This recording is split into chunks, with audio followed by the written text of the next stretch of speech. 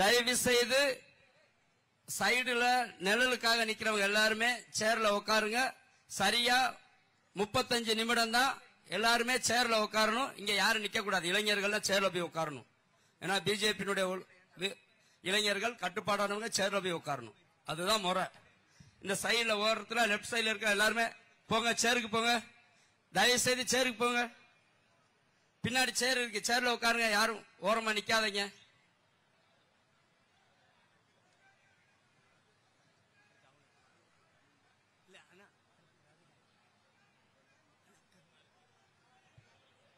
நாடறிந்த நாம் அறிந்த துறையிலும் சின்ன திரையிலும் தனக்கென முத்திரை பதித்தவர். 1989 முதல் தமிழக அரசியல் பிரபலமான நம்முடைய வெற்றி வேட்பாளர், மோடியால் நிறுத்தப்பட்டிருக்கிற விருதுநகர் பாராளுமன்ற தொகுதியில் வெற்றியை உறுதி செய்த நம்முடைய வெற்றி வேட்பாளர் திருமதி ராதிகா சரத்குமார் அவர்கள் அடுத்ததாக உரையாற்ற வருகிறார்.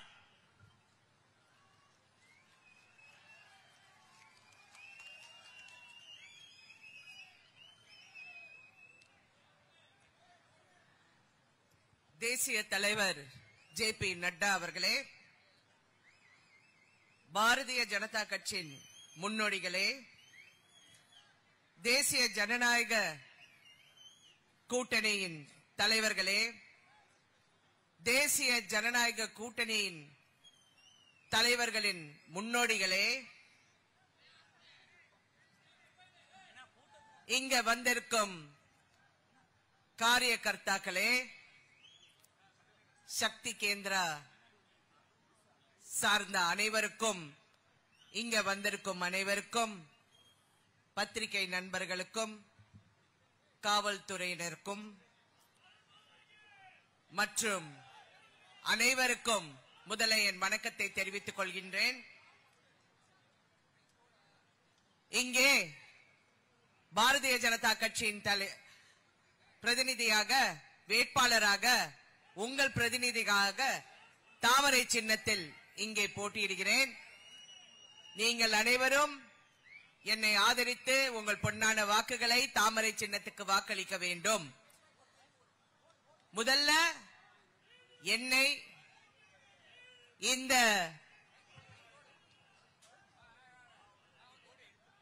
இந்த தொகுதியில் என்னை ஆதரித்து என்னை இங்கே போட்டியிட செய்த அனைவருக்கும், பிஜேபி கட்சியின் அனைவருக்கும், எங்கள் மாநில தலைவர் அண்ணாமலை அவர்களுக்கும் நான் நன்றி சொல்ல கடமைப்பட்டிருக்கிறேன்.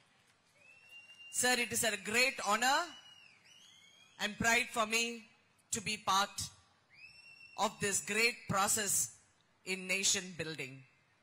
Thank you very much for this opportunity. And நான் கொஞ்ச நாளா இங்க எல்லா இடத்திலையும் பிரச்சாரம் பண்ணிட்டு இருக்கேன். எல்லா இடத்திலையும் வெற்றி நமதே அப்படின்ற உறுதுணையாக பாடுபட்டு கொண்டிருக்கும் ஒவ்வொருத்தருக்கும் என்னுடைய வணக்கத்தை முதலை தெரிவித்துக் கொண்டிருக்கிறேன். ஏன்னா நீங்க எல்லாம் ரொம்ப கஷ்டப்பட்டு பணியாற்றுறீங்க. இதுல நிறைய எதிர்ப்புகள் இருக்கு, எல்லாமே இருக்கு. அதெல்லாம் பொருட்படுத்தாமல் நீங்கள் எந்த வெயிலும் பொருட்படுத்தாமல் எவ்வளவு சிறப்பாக பணியாற்றுகிறீர்கள் என்று நான் கண்கொண்டா பார்த்து கொண்டு இருக்கிறேன். கண்டிப்பாக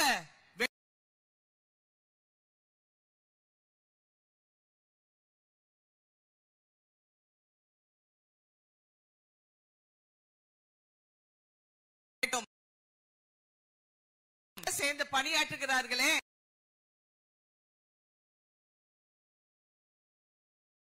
ஒவ்வொரு இடத்திலையும் போது நாங்க ஜெயித்துடுவோங்கிற பயத்துல இப்ப எல்லாரும் என்ன பண்றாங்க, பிரதமர் அவர்களை மட்டும் திட்டுகிறார்கள்.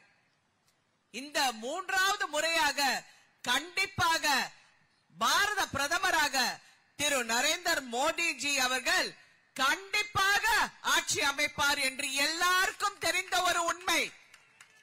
ஆனால் இங்க இருப்பவர்கள் என்ன சொல்லுவாங்க, இல்ல இவங்க எல்லாம் ஒரு மாயா பத்திரிகைக்காரங்க. நான் கொஞ்ச நாளா நிறைய பத்திரிகைக்காரங்க என்ன பேட்டி காண்கிறார்கள்.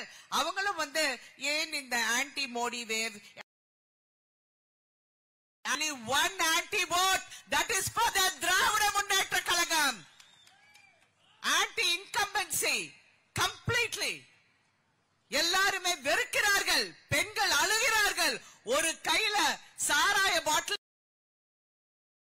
நீரை வைத்துக் கொண்டு அழுகிறார்கள். இதுதானா எங்களுக்கு கொடுக்கிறாங்க? கஷ்டமா இருக்கிறது. ஒவ்வொரு பெண்களை பார்க்கும் ஒரு பெண்ணும் கண்ணீர் வடிக்கிறது பார்க்கும் போது ரொம்ப கஷ்டமாக இருக்கிறது. எதையும் செய்ய முடியாமல் இன்னைக்கு ஒரு புது வாக்குறுதி என்னென்னமோ சொல்லுகிறாங்க. எல்லாம் ஆசை காட்டுறாங்க. அவங்களுக்கா கதை எழுத தெரியாது? இப்ப தமிழ்நாட்டுக்கு கதை எழுதினாங்க, இப்ப நாட்டுக்கே கதை எழுத பாக்குறாங்க. ஒண்ணு மட்டும் நீங்கள் புரிந்து கொள்ளுங்கள், இந்த தேர்தல் ஒரு முக்கியமான தேர்தல். பிரதமரை தேர்ந்தெடுக்கும் தேர்தல். இந்த தேர்தலை நாங்கள் சிறப்பாக சந்தித்து இந்த வெற்றியை நாங்கள் திரு நரேந்திர மோடி அவர்களுக்கு அர்ப்பணிப்போம் என்று ஒரு சபதம் எடுத்து உங்கள் வாக்குகளை தாமரை ஒரு பெரிய வெற்றியை கொடுங்கள். ஏனென்றால் இப்ப நீங்க பாத்தீங்கன்னா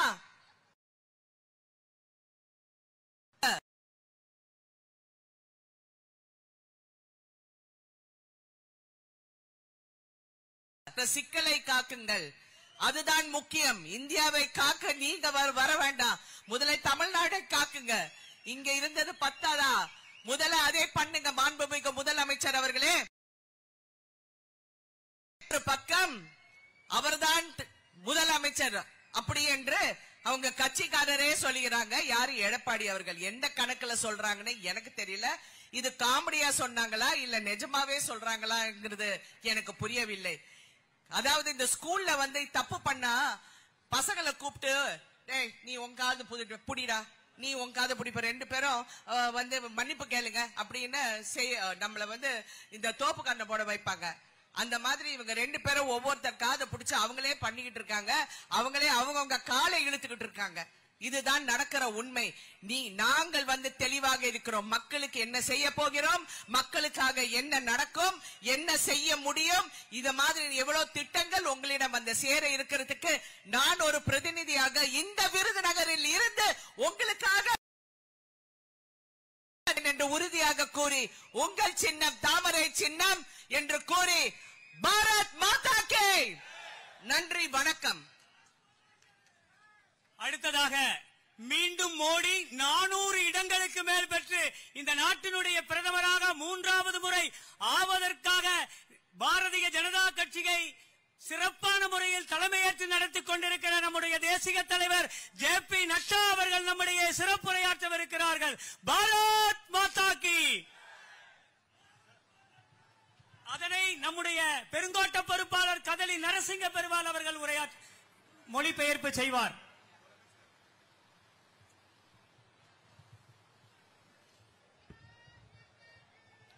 बोलिए भारत माता की. जरा जोर से भारत माता की, भारत माता की, भारत माता की. आज के इस कार्यक्रम में मंच पर विराजमान श्रीमती राधिका शरद कुमार जी, जो हमारी प्रत्याशी हैं,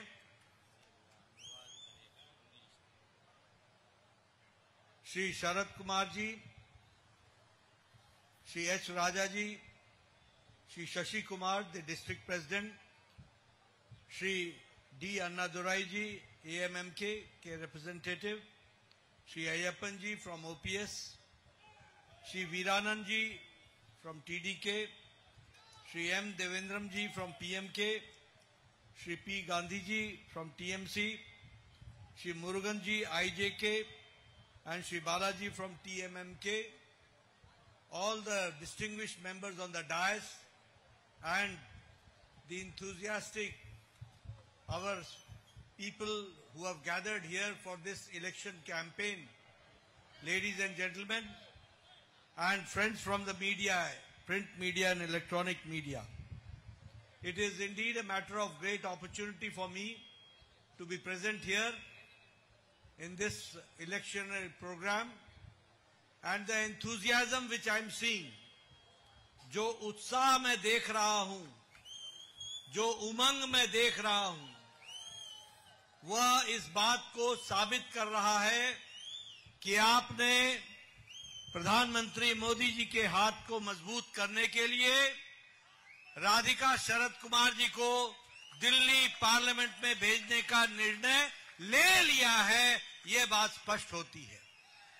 இந்த அருமையான பொதுக்கூட்டத்திலே கலந்து கொண்டிருக்கின்ற பாரதிய ஜனதா கட்சியினுடைய மூத்த தலைவர்களே, தேசிய ஜனநாயக கூட்டணியை சேர்ந்த தலைவர்களே, நம்முடைய வெற்றி வேட்பாளர் திருமதி ராதிகா சரத்குமார் அவர்களே, நம்முடைய தலைவர் நாட்டாமை சரத்குமார் அவர்களே மற்றும் மேடையில் இருக்கின்ற மற்ற இதர தலைவர்களே, இங்கு பெருந்திரளாக கலந்து கொண்டிருக்கின்ற எனது அருமை சகோதர சகோதரிகளே, உங்கள் அனைவரையுமே இந்த ஒரு அருமையான சூழலிலே, இந்த தேர்தல் சூழலிலே எனக்கு உங்களை சந்திப்பதற்கு மிகப்பெரிய வாய்ப்பு கிடைத்திருக்கிறது. இந்த வாய்ப்பை எப்படி நான் பார்க்கிறேன் என்றால், மீண்டும் நம்முடைய பிரதமராக நம்முடைய தலைவர் நரேந்திர மோடி அவர்கள் நமக்கு மீண்டும் பிரதமராக ஆவார். இந்த தொகுதியில் கூட நம்முடைய வெற்றி வேட்பாளர் ராதிகா சரத்குமார் அவர்கள் வெற்றி பெறுவார் என்பதை சுட்டிக்காட்டும் விதத்திலே அப்படிப்பட்ட ஒரு பெருங்கூட்டமாக பார்க்கின்றேன். உங்கள் அனைவருக்குமே என்னுடைய மனமார்ந்த வாழ்த்துக்களையும் மகிழ்ச்சியையும் தெரிவித்துக் கொள்கின்றேன். मित्रों, आज मैं इस पवित्र स्थान पर, the sacred place where the Myanmars, the Alwars, the Siddharths, who have enriched this glorious Sanatan Dharma, the culture, the civilization, उनको मैं नमन करता हूं, उनका मैं आशीर्वाद लेता हूं. இந்த பூமி என்பது ஒரு மிகப்பெரிய பாரம்பரிய பண்பாட்டு பூமி. இந்த பூமியிலே எத்தனையோ தலைவர்கள் மாற்றத்திற்காக, தேசிய மாற்றத்திற்காக பாடுபட்ட பூமியாக இருக்கிறது. இந்த பூமி சனாதன தர்மத்தை தாங்கி நிற்கின்ற பூமியாக இருக்கிறது. அப்படிப்பட்ட ஒரு உன்னதமான இடத்திலே நான் உங்கள் அனைவரையுமே சந்திப்பதிலே மிக்க மகிழ்ச்சி அடைகின்றேன். प्रधानमंत्री मोदी जी ने हमेशा Tamil culture, Tamil literature, Tamil custom, Tamil हमारी संस्कृति, उसको हमेशा उजागर किया है. और आज जब मैं यहां आया हूं तो हम तिरुवल्लुवर महान कवि को नमन करके अपनी बात को प्रारंभ करते हैं. நம்முடைய பிரதமர் எப்பொழுதுமே தமிழ் மொழி என்று சொன்னாலும் சரி, தமிழ் கலாச்சாரம் என்று சொன்னாலும் சரி, தமிழ் பண்பாடு என்று சொன்னாலும் சரி, தமிழ் இலக்கியம் என்று சொன்னாலும் சரி, தமிழாகவே வாழ்கின்ற பிரதமராக நம்முடைய பிரதமர் நரேந்திர மோடி அவர்கள் இருந்து கொண்டிருக்கிறார்கள். அவர்கள் எங்கு சென்றாலும் சரி, எந்த நிகழ்ச்சியிலும் கலந்து கொண்டாலும் சரி, திருவள்ளுவரையும் திருக்குறளையும் உச்சரிக்காமல் இருக்க மாட்டார். அந்த அளவுக்கு மிகப்பெரிய முக்கியத்துவத்தை தருகின்ற பிரதமராக நம்முடைய பிரதமர் இருக்கிறார். On one hand, Prime Minister Modi always takes care of the Tamil culture, language, literature, and on international forums he has always recited the poems, the poetry of the Tamil poets. At the same time, in Parliament, when the new building was constructed, it was Prime Minister Modi who saw to it that Sengol is established there on the right side of the speaker. But I am sorry to say that Congress and DMK have always tarnished the Tamil culture, the Sanatan culture. They have always tried to tarnish the traditions of Tamil civilization and culture, and they have also opposed the Singhol in Parliament. This is their action which we have to understand. நம்முடைய பிரதமர் எப்பொழுதுமே தமிழ் மீது அதிகமான பற்று கொண்டவர், தமிழ் மொழி வளர வேண்டும் என்று தனி கவனம் செலுத்துபவர். நம்முடைய பிரதமர் உலகத்தினுடைய எந்த மூலைக்கு சென்றாலும் சரி, உலகளாவிய அமைப்புகளுடைய மாநாட்டில் பேசினாலும் சரி, ஐநா சபையில பேசினாலும் சரி, அங்கே தமிழ் இலக்கியங்களில் உள்ள வரிகளை சுட்டிக்காட்டி மேற்கோள் காட்டி பேசக்கூடிய பிரதமர் நம்முடைய பிரதமர் நரேந்திர மோடி அவர்கள். பாராளுமன்றத்திலே, புதிய பாராளுமன்றத்திலே நம்முடைய சபாநாயகருடைய இருக்கைக்கு அருகே தமிழுடைய பெருமையை பறைசாற்றுகின்ற, தமிழ்நாட்டிலே காலங்காலமாக இருந்து வருகின்ற ஒரு நீதி நேர்மையை பறைசாற்றுகின்ற, நிர்வாக முறையை வெளிப்படுத்துகின்ற செங்கோலை நிறுவி உலகிற்கு நல்லாட்சி என்று சொன்னால் அது செங்கோல் தான் அடையாளம் என்று வெளிப்படுத்திய பிரதமர் நரேந்திர மோடி அவர்கள். ஆனால் ஒரு துரவசம் என்னவென்று சொன்னால், இதை ஆதரிக்க வேண்டிய காங்கிரஸ் கட்சி, இதை ஆதரிக்க வேண்டிய திராவிட முன்னேற்ற கழகம் இதை ஆதரிக்காமல் தொடர்ந்து எப்பொழுதுமே தமிழ் மரபுகளுக்கு எதிராக, தமிழ் கலாச்சாரத்துக்கு எதிராக, தமிழுடைய பண்பாட்டுக்கு எதிராக அவர்கள் தொடர்ந்து குரல் கொடுக்கிறார்கள், எதிர்ப்பும் தெரிவிக்கிறார்கள். செங்கோலை பாராளுமன்றத்தில் நிறுவியதற்கு எதிர்ப்பு தெரிகின்ற திராவிட கழகமாக காங்கிரஸ் கட்சியாக இருப்பது நமக்கெல்லாம் ஒரு துரதிர்ஷ்டமான ஒரு விஷயம். Friends, under the dynamic leadership of Prime Minister Modi, India has seen lot of development taking place. A big leap has taken place. I would like to share with you that in spite of the corona pandemic and the impact of the Ukraine war, all economies have been shattered. The America economy was in problem. The European economy was in problem. The Japan economy is in problem. The Australian economy is in problem. But India, under the dynamic leadership of Prime Minister Modi, has taken a big leap from 11th position. Now we are the 5th largest economy in the world. 5th largest economy.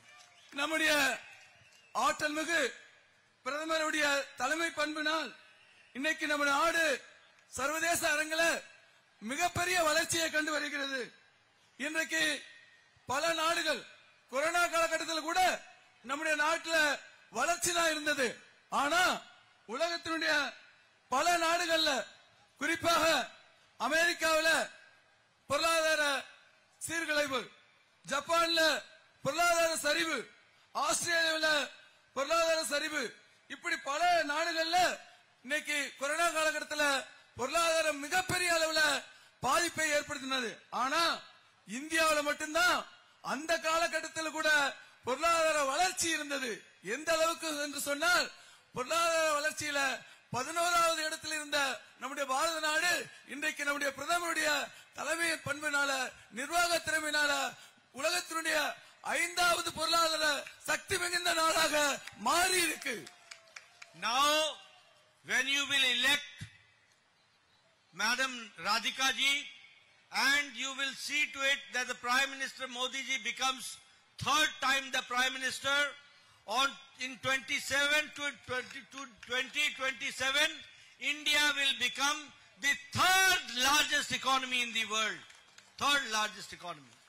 நீங்க நம்முடைய பாராளுமன்றத்துடைய வெற்றி வேட்பாளராக திரு ராதிகா சரத்குமார் அவர்களை தேர்ந்தெடுத்தீர்கள் என்றால், நம்முடைய பாரத பிரதமர் மூன்றாவது முறையாக பாரத பிரதமராக நிச்சயமாக அதிக சக்தி மிக்க பிரதமராக வருவார். அப்படி வரும் பொழுது 2027க்குள்ள நம்முடைய பாரத நாடு 5வது பொருளாதார சக்தி மிகுந்த நாடிலிருந்து 3வது பொருளாதார சக்தி மிகுந்த நாடாக நம்முடைய நாடு மாறும் என்பதை நான் உறுதிப்பட சொல்லிக்கிறேன். Electronic manufacturing in India has increased by 6 times. Electronic exports has increased, has now 70,000 crore rupees. And you will be also happy to note that the mobile phone which you are keeping now, 10 years back you used to have a mobile where it was written made in China. Now you have a mobile in your hand in which it is written made in India. This is the difference. The same way In steel manufacturing, we have reached the position number 2. And the same way in pharmaceuticals, the export has increased by 138%. And in petrochemicals, the export has increased from 100 to 106%. This is the development which has taken place under the dynamic leadership of Narendra Modi. நம்முடைய ஆற்றல் மிகு பிரதமர் அவர்களுடைய தலைமையில நம்முடைய நாடு பல்வேறு துறைகள்ல சிறப்பான மகத்தான வளர்ச்சி அடைகிறத நாம பார்க்க முடியுது. குறிப்பாக எலக்ட்ரானிக் மேனுஃபேக்சரிங் உற்பத்தி துறையில நாம நாடு 6 டைம் மிகப்பெரிய வளர்ச்சி அடைஞ்சிருக்கு. அதே மாதிரி அதே துறையில எக்ஸ்போர்ட் ஏற்றுமதி என்று சொல்லும்போது கிட்டத்தட்ட 70,000 கோடி மதிப்பு அளவுக்கு நாம ஏற்றுமதி பண்ணி இருக்கிறோம். முன்னெல்லாம் பாத்தீங்கன்னா நாம வாங்கக்கூடிய மொபைல் போன்லாம் பாத்தீங்கன்னா மேட் இன் சைனா அப்படிதான் இருக்கும். ஆனா இன்னைக்கு உலகம் முழுக்க ஏற்றுமதி ஆகக்கூடிய போன்ல அதிகமான அளவுக்கு இன்னைக்கு மேட் இன் இந்தியா அப்படிதான் எல்லா போன்லயும் இருக்கு. அந்த அளவுக்கு உற்பத்தியை நாம அதிகரிச்சிருக்கிறோம். மருந்து உற்பத்தி துறையில நாம 100% 138% அளவுக்கு உயர்வை காட்டியிருக்கிறோம். அதே மாதிரி பெட்ரோ கெமிக்கல் துறையில நாம 100% 106% வளர்ச்சி அடைஞ்சிருக்கிறோம். இது மாதிரி அனைத்து துறைகளிலும் நாம தொடர்ந்து வளர்ச்சி அடைஞ்சிட்டு வரோம். Prime Minister Modi has taken care of the poor people, the marginal section of the society. Prime Minister Modi has taken care of the Nari Shakti, the women, the empowerment of women. Prime Minister Modi has taken care of the aspirations of the youth. Prime Minister Modi has taken care of the Kisan, the farmers. Prime Minister Modi has taken care of the Dalits, the people belonging to the scheduled caste. Prime Minister Modi has taken care of the tribals. He has taken care of all the sections of the society. Sabka Saath, Sabka Vikas, Sabka Vishwas, Sabka Prayas. Prime Minister Modi has started the program Pradhan Mantri Garib Kalyan Ann Yojana. 80 crore people are getting 5 kilo wheat or 5 kilo rice, 1 kilo pulse dal every month. And because of this, you will be happy to note that in Tamil Nadu, 3 crore 60 lakh people are getting food from Pradhan Mantri Modi Ann Yojana. And in this district, in this area, 16 lakh people are getting every month 5 kilo rice or 5 kilo wheat, 1 kilo dal pulse that has been given. And because of this, 25 crore people of India have now come out of BPL, below poverty line. They have reached above poverty line. That we have to understand. The same way, the extreme poverty has been reduced less than 1% according to International Monetary Fund. In Pradhan Mantri Kisan Samman Nidhi, every farmer is getting every 4th month 2,000 rupees. And you will be happy to note that 11 crore 78 lakh Kisan farmers are getting this program and getting the Pradhan Mantri Kisan Samman Nidhi. And 30 lakh farmers are from Tamil Nadu, and from your district 2,50,000 people are getting, Kisan are getting Pradhan Mantri Kisan Samman Nidhi. Pradhan Mantri Ujjwala Yojana, the women empowerment, approximately 10 crore gas connections have been given. And to this district, Vidur Nagar, it is 2,50,000 gas connections have been given. And to Tamil Nadu, 40 lakh gas connections have been given. If I talk about the Jal Jeevan Mission, which has empowered the women, it is 11.4 crore, 11 crore 40 lakh people have got tap connection. And in Tamil Nadu, 80 lakh people have got the tap connection. If I talk about Ayushman Bharat, 55 crore people, 40% of Indian population is getting 5 lakh rupees per year for health insurance scheme. And in Tamil Nadu, it is 77 lakh families are getting Ayushman Bharat program. So Prime Minister Modi has taken care of the farmers, of the marginal section of the society, the women, the tribals, the scheduled caste, belonging to the scheduled caste community, all have been taken care by Prime Minister Modi, and the nation is going stronger and stronger from pillar to post. That we have to understand. நம்முடைய பிரதமர் நரேந்திர மோடி ஆட்சியில சமுதாய மாற்றம், சமூக நீதி அடைவதற்காக, சாதா ஏழை மக்களுடைய நலனுக்காக, விளிம்பு நிலையில் உள்ள மக்களுடைய நலனுக்காக பல்வேறு திட்டங்களை கொண்டு வந்திருக்கிறோம். சமுதாயத்தினுடைய பல்வேறு அங்கங்களாக இருக்கக்கூடிய, குறிப்பாக மகளிர் சக்தியை அதிகரிப்பதற்காக பல்வேறு திட்டங்கள், அதே போல இளைஞர்களுடைய மேம்பாடு, விவசாயிகளுடைய மேம்பாடு, நம்முடைய பழங்குடியின மக்களுடைய மேம்பாடு, அதே போல நம்முடைய எஸ்சி சமுதாயத்தில் இருக்கக்கூடிய மக்களுடைய மேம்பாடு, அதே போல மீனவர்களுடைய மேம்பாடு, இப்படி சமுதாயத்தில் இருக்கக்கூடிய பல்வேறு தரப்புடைய மேம்பாட்டுக்காக நம்முடைய பாரத பிரதமர் நரேந்திர மோடி அவர்கள் திட்டங்களை கொண்டு வந்து செயல்படுத்தி வெற்றியும் அடைஞ்சிருக்கிறார். குறிப்பா சொல்ல போனா நம்முடைய பிரதம மந்திரியுடைய உணவு வழங்கும் திட்டம், கரீப் கல்யாண யோஜனை திட்டத்தில் நாடு முழுக்க 80 கோடி மக்கள் பயனடைஞ்சிருக்கிறாங்க. அவங்களுக்கு 5 கிலோ அரிசி, 5 கிலோ கோதுமை, 1 கிலோ பருப்பு அப்படின்னு சொல்லி தொடர்ந்து கொரோனா காலகட்டத்திலிருந்து இன்னைக்கு வரைக்கும் நம்ம கொடுத்துட்டு இருக்கிறோம். தமிழ்நாட்டில் 3.60 கோடி மக்கள் இந்த திட்டத்தில் தொடர்ந்து பயனடைஞ்சிட்டு வராங்க. நம்முடைய இந்த விருதுநகர் மாவட்டத்தில் 16 லட்சம் குடும்பங்கள் தொடர்ந்து ஒவ்வொரு நாளும் 5 கிலோ அரிசி, 5 கிலோ கோதுமை, 1 கிலோ பருப்புன்னு சொல்லி தொடர்ந்து வாங்கிட்டு இருக்கிறாங்க. இப்படி அனைவருக்குமே நம்ம தொடர்ந்து பண்ணிட்டு இருக்கிறோம். அதே மாதிரி கேஸ் கனெக்ஷன் தொடர்ந்து நம்ம எல்லாருக்குமே கொடுத்துட்டு இருக்கிறோம். அதே மாதிரி கிசான் சம்மான் நிதி, விவசாயிக்கு தரக்கூடிய சம்மான் நிதி 4 மாசத்துக்கு ஒரு முறை 2000 ரூபாய் அனைவருக்குமே வழங்குறோம். நாடு முழுக்க 11 கோடி விவசாயிகளுக்கு நாம தொடர்ந்து கொடுத்துட்டு இருக்கிறோம். தமிழ்நாட்டில் நாம 30 லட்சம் விவசாயிகளுக்கு நாம தொடர்ந்து கொடுத்துட்டு இருக்கிறோம். இந்த மாவட்டத்தில் 2.50 கோடி விவசாயிகளுக்கு நாம ஒவ்வொரு 4 மாதத்துக்கும் கிசான் சம்மான் நிதி 2000 ரூபாய் கொடுத்துட்டு இருக்கிறோம்.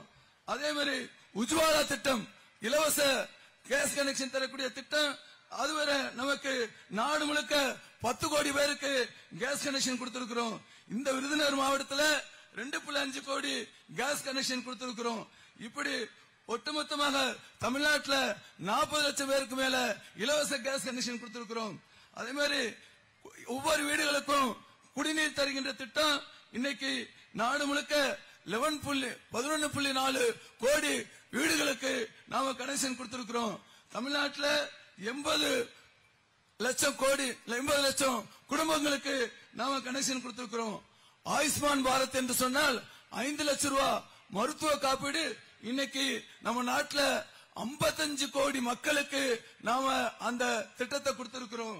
கிட்டத்தட்ட ஒட்டுமொத்த மக்கள் தொகையில பார்த்தோம் சொன்னா 40% மக்கள் இந்த 5 லட்சம் ரூபாய் மருத்துவ காப்பீடு திட்டத்தில் பயனடைஞ்சிட்டு வராங்க.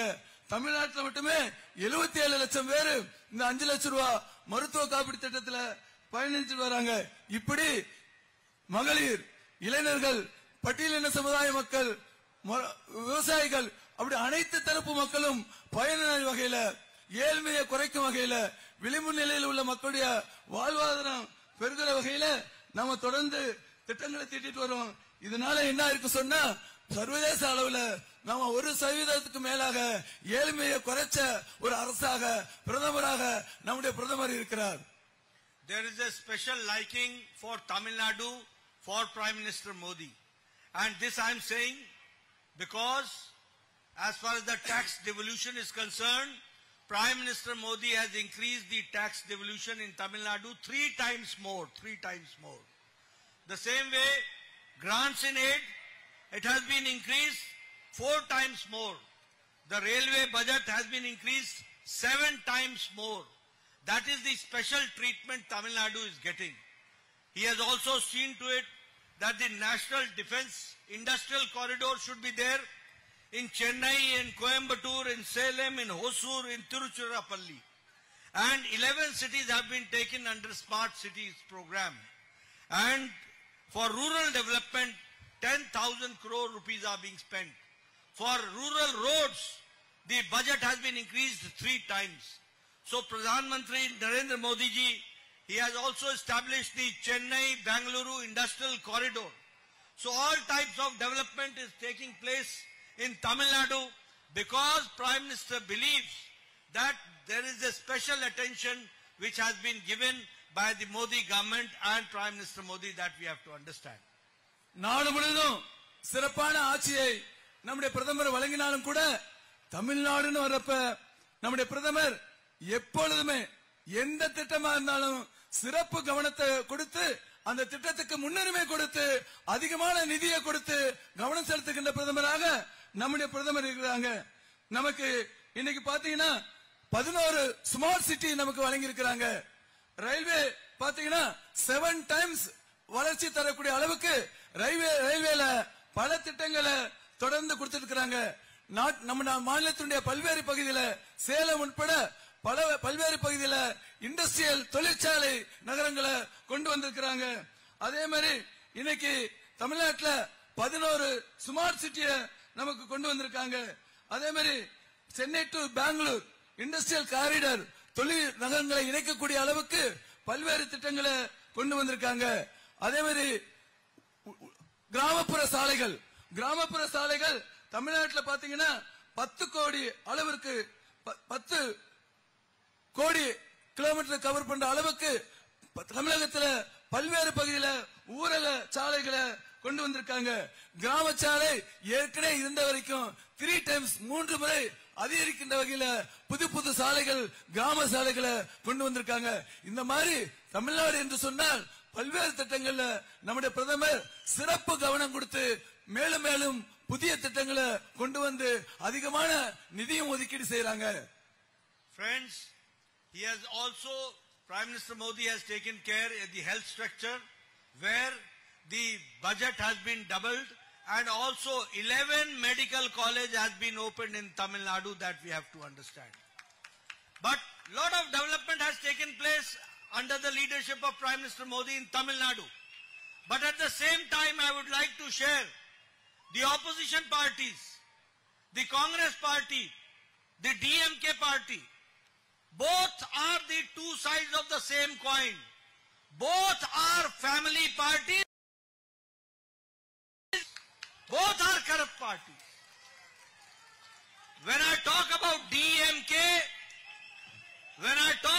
DMK, it is dynasty, money swindling, Katta Panchayat party. This is the definition.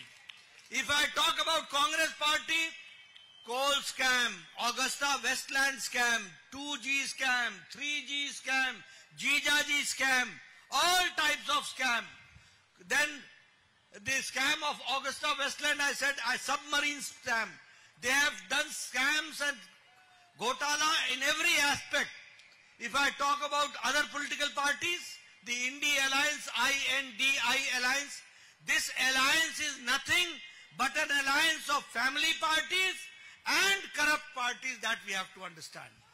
On one hand, Prime Minister Modi has said that he will remove corruption and no corrupt leader will be left. Everybody will be in the jail.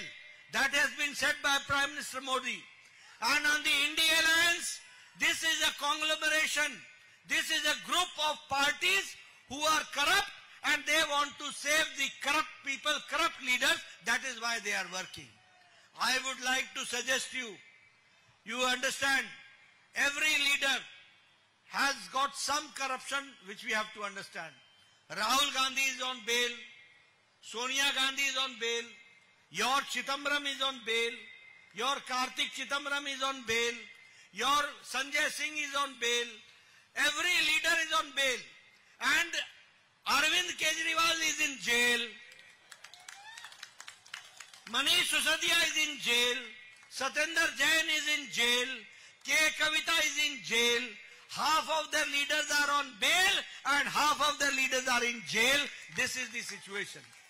All are corrupt. All are corrupt. If you want that these corrupt people should be behind the bars, you have to see to it that you give strength to Radhika ji and she becomes the MP and supports Prime Minister Modi and comes for the third term. So you will support Radhika ji. You will support Radhika ji. You will support Radhika ji. And when you will support Radhika ji, Modi ji will become the 3-time Prime Minister and country will go forward and all these corrupt leaders, all these family parties, all of them will be in jail or on bail. That you have to understand. One thing more I would like to say, these are all family parties. I will start from Jammu Kashmir. Farooq Abdullah, Umar Abdullah, family party. Mufti Muhammad Mehbooba, family party. Sukhbir Badal, family party. Chautala, family party. Samajwadi Party, Akhilesh and Dimple, family party. Lalu Yadav, Ravri Yadav, Tejasvi Yadav, Tej Pratap Yadav, family party. TMC, Mamta, Bhaipo, Bhai, Bhatija, Bua, family party.